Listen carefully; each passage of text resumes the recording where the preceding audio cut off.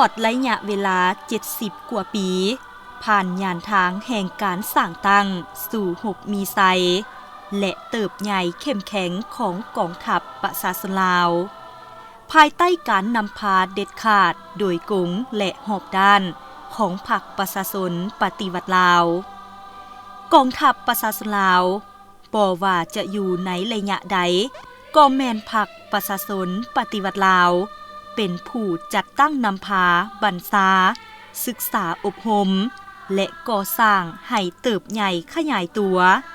โดยผ่านแปลวไฟแห่งสงครามต่อสู่ปลดปล่อยชาติกองทัพเฮาย้ำใดก็เป็นเครื่องมืออันแหลมคมของพรรคในการเฮ็ดสำเร็จภารกิจปฏิวัติชาติก็คือในระยะใหม่ใต้ห่มถุงใสของพรรคประชาชนปฏิวัติลาวกองทัพประชาชนลาวนับมือยิ่งได้รับการก่อสร้างให้เติบใหญ่เข้มแข็งนับทั้งปริมาณและคุณภาพซึ่งเฮ็ดให้กองทัพประชาชนลาวเป็นกำลังหลักแหล่งในการปกปักรักษาอำนาจอธิปไตยและผืนแผ่นดินอันครบถ้วนไว้อย่างมั่นคงสร้างเงื่อนไขให้แก่ประเทศชาติได้รับการพัฒนาก้าวขึ้นอย่างบ่หยุดยัง้งทั้งหมดนี้แม่นมากผลที่ญาติมาได้ในตลอด70กว่าปีโดยภายใต้การนำพาอันปีศาจสามารถสลาดส่องใสของพรรคประชาชนปฏิวัติลาว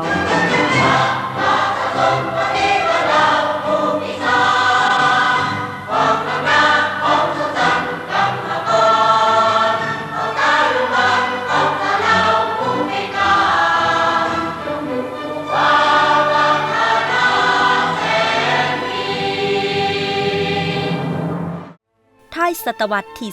19การล่าอาณานิคมได้ขยายตัวพวกลาเมืองขึ้นฝรั่งได้เข้ามาหุกหานอินโดจีนประชาชนลาวบรรดาเผ่าสูญเสียความเป็นเอกราช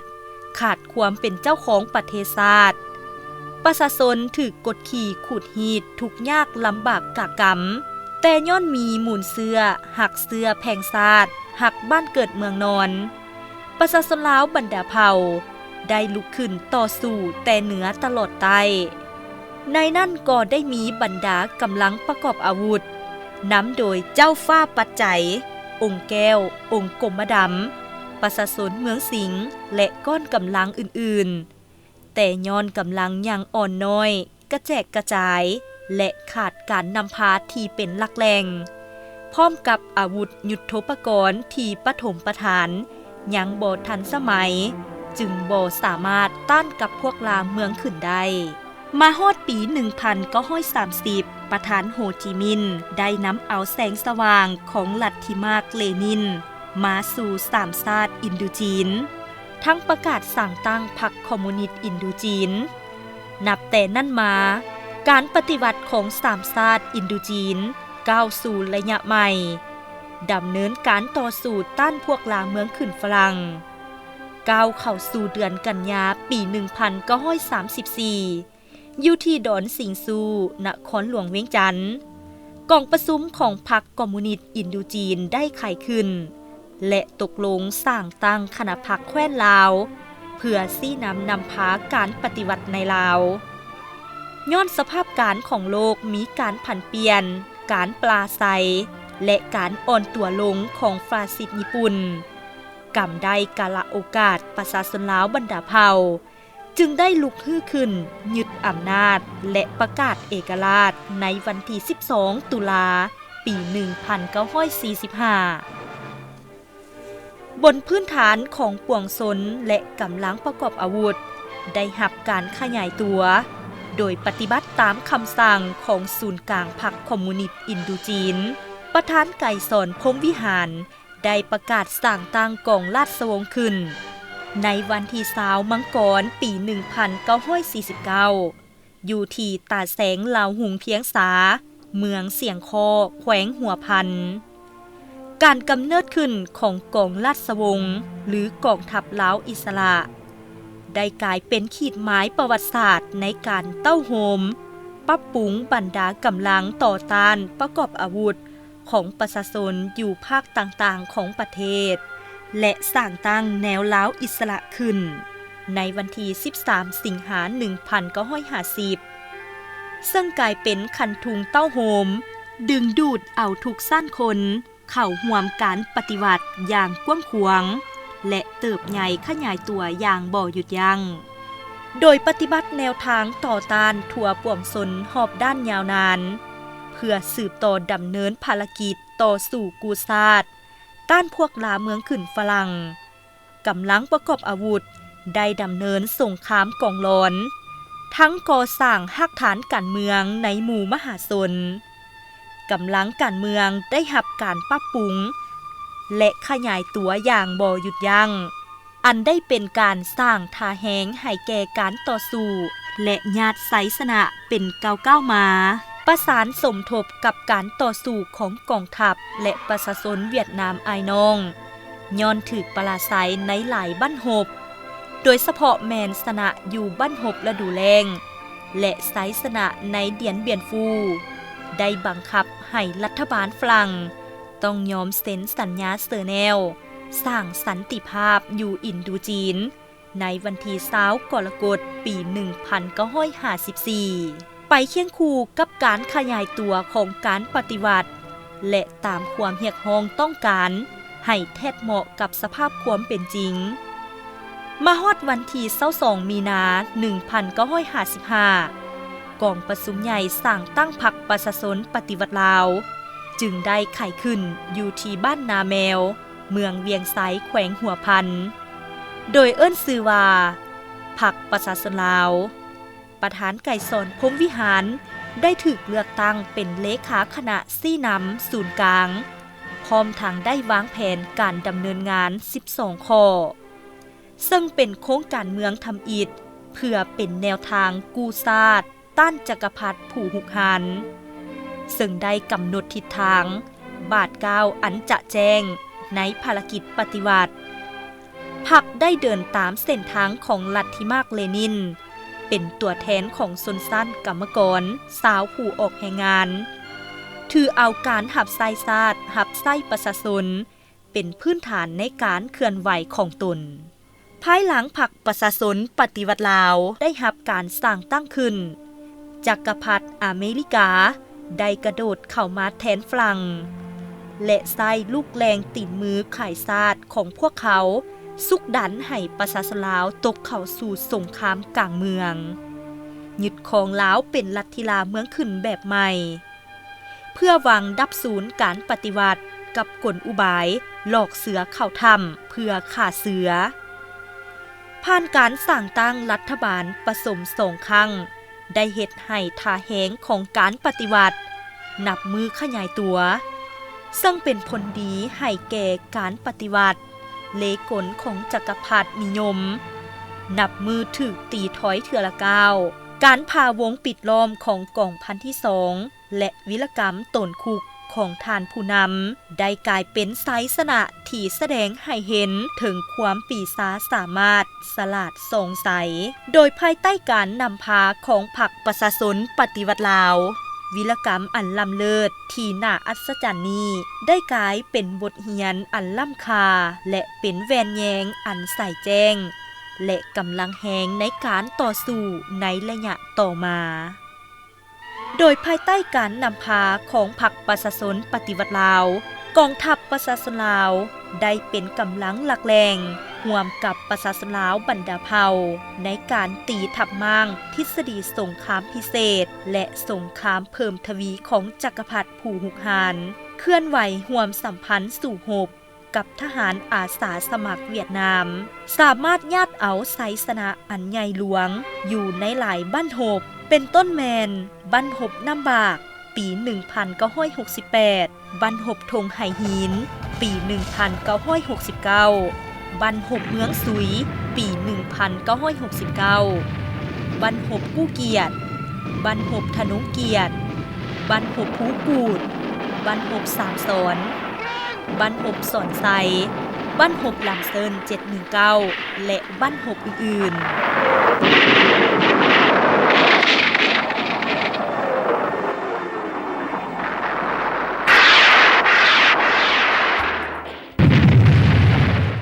สร้างเงื่อนไขให้แก่การเซ็นสัญญาเวียงจันทน์กำลังประกอบอาวุธประชาชนเฮาได้เป็นกำลังช่วยหนุนพิเศษให้แก่การลุกฮือขึ้นของมหาชนหันแยกกำลังของศัตรูก้าวขึ้นยึดอำนาจด้วย3 บาทค้อนยุทธศาสตร์และได้ประกาศสร้างตั้งสาธารณรัฐประชาธิปไตยประชาชนลาวขึ้นอย่างสง่าผ่าเผยในวันที่2 ธันวาคม ปี 1975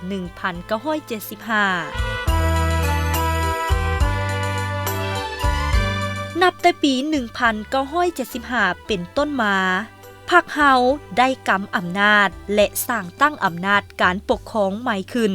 พรรคเฮาได้เอาใจใส่นำพาแก้ไขและฟื้นฟูเศรษฐกิจสังคมของชาติในนั่นกองทัพประชาชนลาวก็เป็นกำลังหลักแหล่งในการปกปักรักษามากผลของการปฏิบัติไว้อย่างมั่นคงสืบต่อปฏิบัติแนวทางป้องกันชาติป้องกันความสงบทั่วป่วงชนรอบด้านของพรรคสมทบแน่นกับอำนาจการปกครองท้องถิ่นเป็นกำลังช่วยหนุนที่แข็งแกร่งให้แก่การเคลื่อนไหวก่อสร้างรากฐานสามัคคีกับประชาชนบรรดาเผ่าเพิ่มทวีต้านการก่อความยุ่งยากสับสนเกี่ยมพร้อมทับมั่งทุกกลอุบายของศัตรูสกัดกั้นการเคลื่อนไหวของกลุ่มคนบดี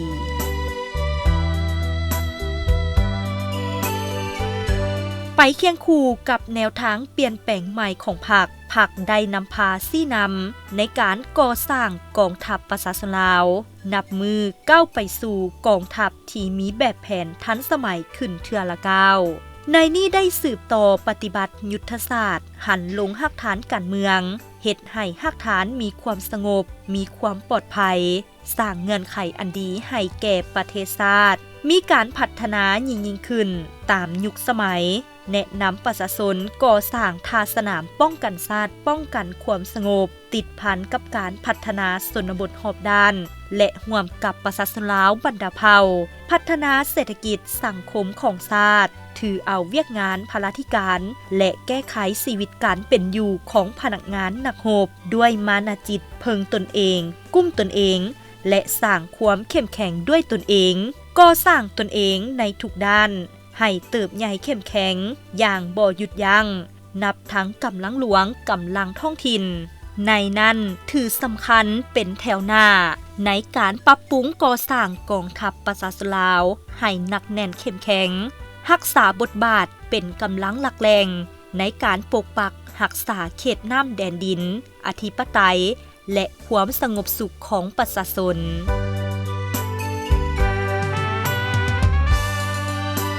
พรรคได้นำพาซี่น้ำโดยโกงเด็ดขาดและหอบด้านต่อกำลังป้องกันชาติโดยได้เอาใจใส่ศึกษาอบรมพนักงานทางด้านการเมืองแนวคิดเข้มแข็งด้านการจัดตั้งเป็นกำลังที่จงหักภักดีบริสุทธิ์สัตย์ซื่อต่อชาติต่อพรรคต่อประชาชนและอุดมการณ์สังคมนิยมตั้งหน้าอบรมหัดแอบศิลปยุทธ์ยุทธวิธีให้สำนาญติดพันกับการยกระดับความสามารถบรรษาสุ่มโหบที่มีแบบแผนทันสมัยเทื่อละก้าวโดยสุ่มใส่สร้างทั้ง3ประเภทกำลังไปพร้อมๆกันสร้างกำลังให้เป็นกำลังหลักแหล่งที่เข้มแข็งมีกำลังแหงและความสามารถสู่หบมีไซในทุกสถานการณ์สร้างกำลังท้องถิ่นให้กลายเป็นหัวหน่วยสู่หบเข้มแข็งนอนอยู่ในยุทธศาสตร์ของท้องถิ่นมีกำลังแหงและความสามารถปกปักรักษาท้องถิ่นของตนเองสร้างกำลังกองร้อนให้มีความหนักแน่นมีความสามารถเฮ็ดหน้าที่เคลื่อนไหวรักษาความสงบตอบต้านแก้ไขปรากฏการณ์ย่อท้อในขอบเขตบ้านสร้างกำลังสำรองให้พร้อมเฮ็ดหน้าที่เมื่อเรียกร้องต้องการพรรคประชาชนปฏิวัติลาวได้รับการสร้างตั้งขึ้นในวันที่22 มีนาคม 1955มาฮอดวันที่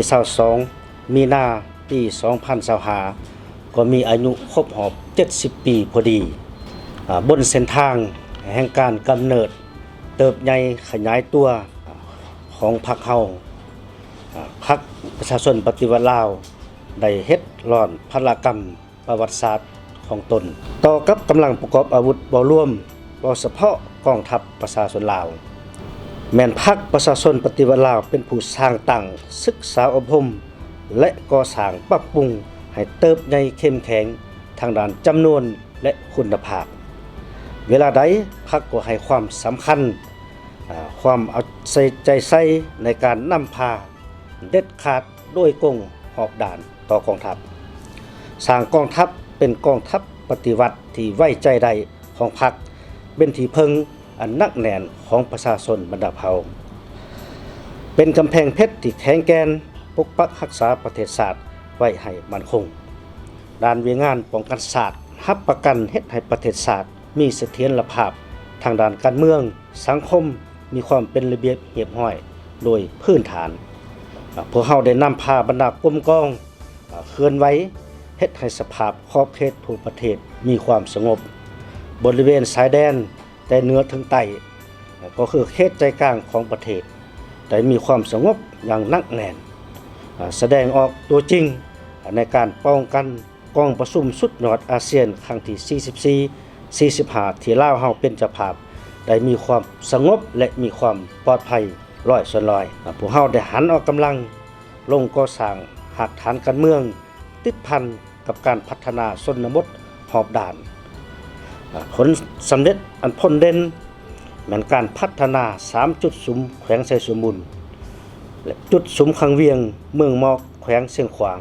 และจุดสุมอื่นๆด้านเวียงงานปรับปรุงก่อสร้างกำลังพวกเฮาได้สุมใส่นำพาเวียงงานศึกษาอบรมการเมืองแนวคิดให้พนักงานสมาชิกพรรคนักรบในทั่วกองทัพมีคุณฐานการเมืองนักแน่นมีความจงรักภักดีต่อพรรคต่อประเทศชาติและต่อประชาชนมีคุณสมบัติศีลธรรมปฏิบัติมีความเด็ดเดี่ยวแน่วแน่ผ่านพาความยุ่งยากต่างๆจัดตั้งเผยแพร่เสื่อมซึมบรรดามติของประชุมใหญ่ต่างๆของพรรคโดยเฉพาะแม่นมติของประชุมใหญ่ครั้งที่11ของพรรคมติของประชุมใหญ่ครั้งที่5ขององค์คณะพรรคกระทรวงป้องกันประเทศจัดตั้งปาฐกถาเหล่ามูลเสื้อวันประวัติศาสตร์สำคัญต่างๆของพรรคของศาสตร์ของกองทัพและของสากลไปพร้อมกันนี้พวกเฮาได้สวมใส่ปรับปรุงกงจักการจัดตั้งนับแต่ขันกระทรวงลงหอดกรมกองหากฐานให้มีความนักแน่นเข้มแข็งหรืองานก่อสร้างพรรคก็ได้เอาใจใส่ดำเนินอย่างตั้งหน้าเป็นต้นอย่างการก่อสร้างหน่วยพรรคปลอดใสเข้มแข็งนักแน่นซึ่งสามารถรับห้องได้ 1,385 หน่วยพรรคเท่ากับ 76.94 ส่วนห้อยของจำนวนหน่วยพรรคทั้งหมดในทั่วกองทัพมีสมาชิกพรรคแข็งรวม 88.89 ส่วนห้อยของจำนวนสมาชิกพรรคทั้งหมดและพวกเฮาได้สวมใส่สีนำในการกะเกียมและดำเนินของประชุมใหญ่พรรคสำคัญในทั่วกองทัพมาฮอดปัจจุบันได้สามารถดำเนินและก็สำเร็จแล้ว97ส่วนห้อยการก่อสร้างพรรคย้ำใดก่อยึดมั่นหลักการพรรคนำพาเด็ดขาดโดยกงหอบด้านทั้งเอาใจใส่ศึกษาทันแถวพนักงานสมาชิกพรรคตลอดฮอดพนักงานนักรบปรับปรุงศึกษาแนวคิดอุดมการณ์ในการปรับปรุงก่อสร้างตนเองรักษาและเสริมขยายมูลเสื้อธาตุแท้ของรุ่นก่อนได้ติดตามกวดกาสุกยูการดำเนินชีวิตการเมืองของพรรคปรับปรุงแบบแผนวิธีเฮ็ดเวียกของคณะพรรคคณะบรรษาอยู่กรมกองสุกยูการก่อสร้างหน่วยพรรคปลอดใสเข้มแข็งหนักแน่นกรมกอง3ปอดการเติบใหญ่ขยายตัวของบรรดากำลังเหล่าหบได้แสดงให้เห็นถึงความทันสมัยเกือละกาวของกองทัพประชาชนลาวในระยะใหม่นับทั้งแบบแผนวิธีนำพาบรรษาการนำใช้ศิลปยุทธยุทธวิธีและพาหนะเทคนิคที่ทันกับสภาพการในปัจจุบันทั้งนี้ก็เพื่อเป็นการเสริมสร้างกำลังแหงในทุกด้านของตนในการเกี่ยมพร้อมเฮ็ดหน้าที่ของตนเมื่อประเทศชาติเรียกร้องต้องการสมกับความไว้วางใจของประชาชนลาวบรรดาเผ่าและสมกับเป็นอาวุธที่แหลมคมของพรรคทั้งหมดนี้ เป็นการยั่งยืนให้เห็นถึงการเติบใหญ่ขยายตัวของกองทัพประชาชนลาวภายใต้การนำพาของพรรคประชาชนปฏิวัติลาวตลอดระยะ70 ปีที่ผ่านมาเมืองบ้านเฮาคนไทยจะก้าวไปสู่วัฒนธรรมสั่งรวมแล้วตลอดระยะแห่งการสั่งตั้งต่อสู้เติบใหญ่ขยายตัว70 ปีที่ผ่านมาพรรคยามใดก็รักษาคุณธาตุการเมืองธาตุแท้ปฏิวัติวิทยาศาสตร์และยึดมั่นอุดมการณ์สังคมนิยมด้วยการสร้างและบูรณะระบอบประชาธิปไตยประชาชนตามเส้นทางก้าวขึ้นสังคมนิยมอย่างหนักแน่นเว้ารวมเว้าเฉพาะแม่นกองทัพประชาชนลาวนับแต่มือสร้างตั้งฮอดปัจจุบันพรรคได้เป็นผู้ก่อตั้งอบรมบ่มสอนทนุบำรุงและก่อสร้างให้เติบใหญ่เข้มแข็งและสู่หบมีไซสามารถปลดปล่อยประเทศชาติได้อย่างมีไซก็คือในระยะใหม่พวกเฮาสามารถรักษาความเป็นเอกราชอธิปไตยและพื้นแผ่นดินอันครบถ้วนของชาติไว้อย่างมั่นคงเสถียรภาพทางด้านการเมืองความสงบปลอดภัยในสังคมได้รับความปลอดภัยโดยพื้นฐานผลสำเร็จดังกล่าวบรรลุได้ย้อนแนวทางป้องกันชาติป้องกันความสงบทั่วปวงชนหอบด้านของพรรคซึ่งได้รับการจัดตั้งปฏิบัติด้วยความตั้งหน้าพยายามกองทัพประชาชนลาวได้เสริมขยายธาตุแท้ของกำลังประกอบอาวุธประชาชนสมกับเป็นกองทัพวีรชนของชาติลาววีรชน